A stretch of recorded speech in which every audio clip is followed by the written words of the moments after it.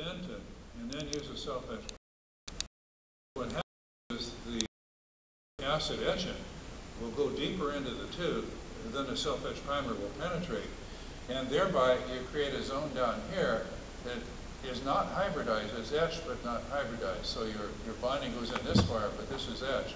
Now this source right down, this down in here is a source of nano leakage and hydrolysis of the bond and just all sorts of bad things you don't want. So the bottom line is when you're using a self-etch primer, never, never, never supplement it with phosphoric etch of the dentin. You want etch the enamel and you know how to do that, and more power to you. I personally don't know how to do that. All right.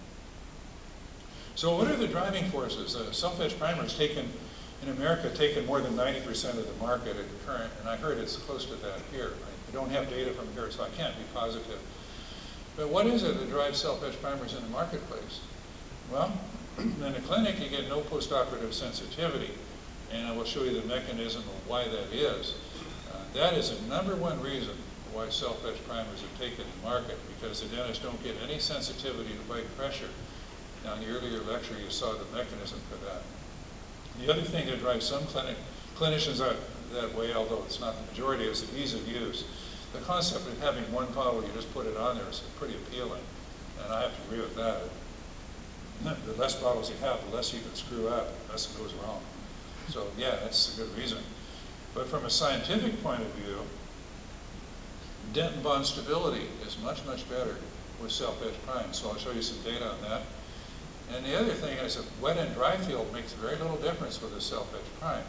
So we as clinicians, if we're doing some kind of complicated cavity prep like an MOD, how in the heck are you going to keep the entire prep the same degree of dampness or wetness or whatever? No way. You might be able to get it all dry, but you can't get it uniformly damp. So it turns out that self-etch primers work the same in just about any degree of wetness. And that's been looked at, and I'll show you the research on that. And then some very, very new research out of Japan. Professor Tagami has found that when you use a self-etch primer on dentin, you get a